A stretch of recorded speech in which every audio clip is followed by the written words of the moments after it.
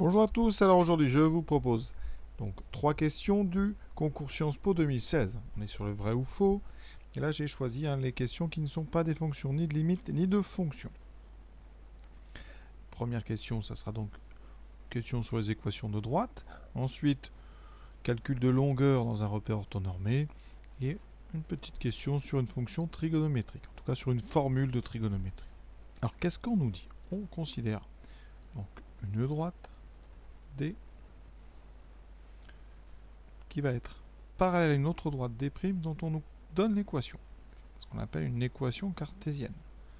Alors on a plus l'habitude de travailler en équation réduite. On va voir si c'est ce qu'on va faire. Je vous rappelle, les équations réduites, c'est quand on peut mettre l'équation d'une droite sous la forme y égale ax plus b. On ne peut pas toujours, il faut que la droite ici soit non verticale. C'est le cas ici.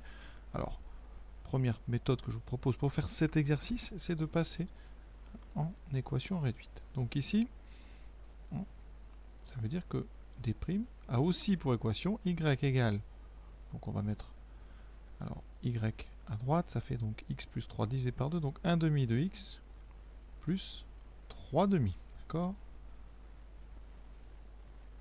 Il faut savoir que 1 demi c'est le coefficient directeur, donc directeur de D' il vaut 1 demi, et c'est lui qui donne la direction, donc les parallèles à D' ont aussi 1 demi comme coefficient directeur.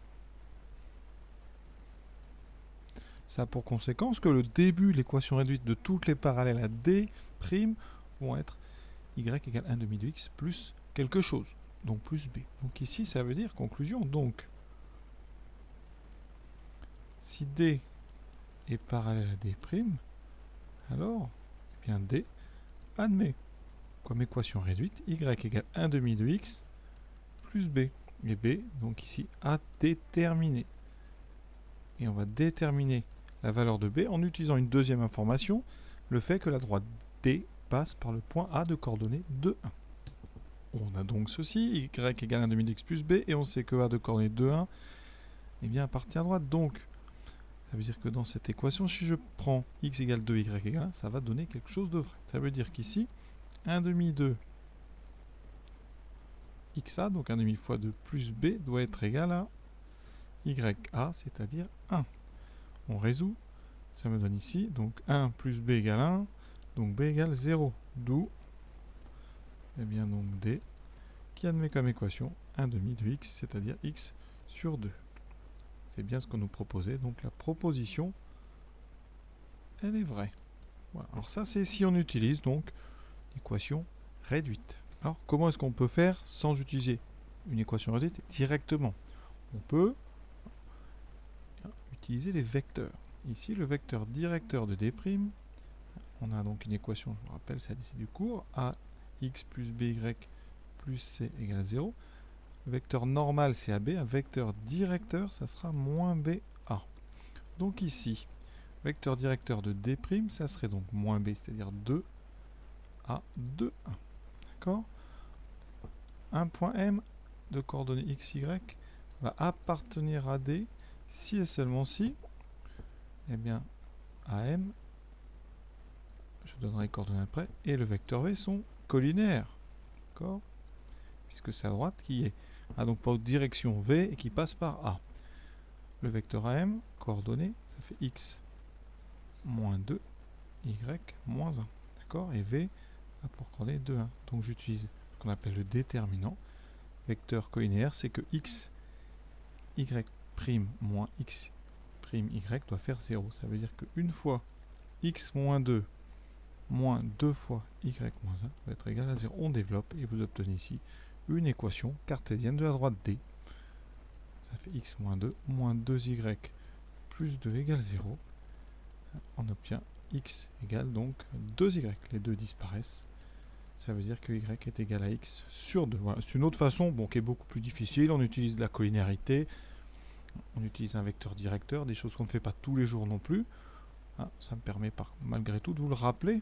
Donc quand on a une équation cartésienne de droite, dans un repère orthonormé, le vecteur v de coordonnées moins ba, c'est un vecteur directeur, et le vecteur de coordonnées ab, c'est un vecteur normal. Ça pourrait être utile si on utilisait des angles droits. Là, on utilise un parallélisme, donc on utilise uniquement un vecteur directeur. Donc, si on accélère, ça veut dire que les parallèles à D' ont pour équation, peuvent avoir une équation cartésienne qu'on peut mettre sous la forme x moins 2y plus c égale 0. Comme ça, vous conservez le même vecteur directeur, donc la même direction. Ensuite, on sait que A appartient à D. Donc quand on remplace ici x et y par les coordonnées de A, ça va marcher. Ça fait donc 1 moins 2 fois... Alors, bougez pas, x vaut 2, pardon, x vaut 2. Donc 2 moins 2 fois 1 plus c égale 0. Ça me donne c égale 0. Et donc, vous voyez, on retrouve bien, que D peut admettre comme équation cartésienne x moins 2y égale 0. Ça veut dire qu'on peut, en transformant, dire que c'est x sur 2. Voilà, je rallonge un petit peu pour vous expliquer les différentes façons de faire. Bon, personnellement, je pense que la méthode la plus intuitive et simple, c'est de passer directement sur une équation réduite, parce qu'on est très habitué à faire ça. 7e question, on se place dans un repère orthonormé. Ça aura vraiment son importance. Et on désigne 3 points, dont les coordonnées sont 1, 3, 6, 4 et 7, moins 1. Et on vous demande si le triangle ABC est rectangle isocèle. Alors rectangle isocèle, c'est une histoire de longueur. C'est pour ça que le fait d'avoir un repère orthonormé est très important. On va pouvoir y calculer les longueurs avec la formule qui dit que la longueur AB dans un repère orthonormé, ça sera racine carrée donc de xb moins xa au carré plus yb moins ya au carré. Alors tout de suite, je vais calculer AB pour vous montrer comment ça marche. Donc ça fait racine carrée de xb 6 moins xa1, donc 6 moins 1 au carré plus 4 moins 3 au carré. Ça me donne racine de donc 5 au carré plus 1 au carré, ce qui fait racine de 25 plus 1, 26. On continue avec la longueur AC. Donc, racine de 7 moins 1, on va faire ça directement, 7 moins 1, 6 au carré, plus moins 1, moins 3, ce qui fait moins 4 au carré. Alors ça fait donc 36, plus le carré de moins 4 qui vaut 16. Ce qui fait racine de 52. Pour l'instant, il n'est pas isocèle. BC, donc coordonnée de B moins coordonnée de C moins celle de B, ça fait 7 moins 6, donc 1 au carré, plus moins 1 moins 4, qui fait moins 5 au carré. Et là, on obtient donc 1 plus le carré de moins 5 qui vaut 25, le moins disparaît, ça fait racine de 26. Qu'est-ce qu'on remarque? Deux choses. D'abord, AB vaut BC. Donc, on a un triangle isocèle en B. Ensuite, 52, c'est le double de 26. Ça veut dire que AC carré vaut AB carré plus BC carré. Et ça, d'après la réciproque de Pythagore. Donc, réciproque de Pythagore, eh bien le triangle ABC, il est rectangle en B. Donc, ABC est bien un triangle rectangle isocèle en B. Donc la proposition, elle est vraie. Donc vous voyez, on est obligé de faire pareille longueur. C'est assez simple, un calcul. Donc une question à dire dans ce sujet, facile. Alors cet exercice 7, on peut aussi le faire avec des vecteurs et le produit scalaire, puisqu'on est dans un repère orthonormé, juste vraiment pour le plaisir, pour vous montrer comment on fait. Alors, ici on va calculer, on fait un petit dessin, en fait, ça pour faire ça, pour voir un peu où peut être l'angle droit. Donc A, c'est coordonnée 1, 3, donc A peut être par ici, c'est vraiment rapide, juste pour avoir une idée. B, 6 et 4, donc un peu au-dessus de A.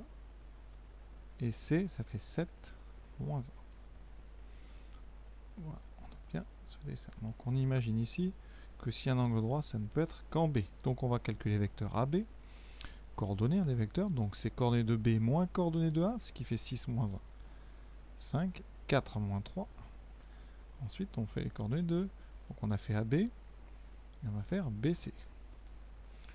BC, ça fait donc coordonnées de C, 7 moins 6, 1, moins 1 moins 4, moins 5. Alors, ce qu'on peut remarquer déjà, c'est que quand on fait AB scalaire BC, produit scalaire dans le plan, on est dans un repère orthonormé, on a tout à fait le droit, c'est donc x x', 5 fois 1. Vous vous rappelez, on fait les x, on fait le produit des x plus le produit des y, plus 1 fois moins 5. Ce qui donne 5 moins 5, qui donne 0. Donc, produit scalaire de deux vecteurs est nul. Ça veut dire qu'il y a un angle droit entre la droite AB et la droite BC. Donc on a donc un triangle rectangle. Pour les longueurs, la longueur AB, c'est la norme du vecteur AB. Comme on a 5, 1, eh bien ça veut dire que ça sera racine carrée de 5 au carré plus 1 au carré, donc racine de 26. On fait pareil pour calculer la longueur BC. On fait la norme du vecteur BC.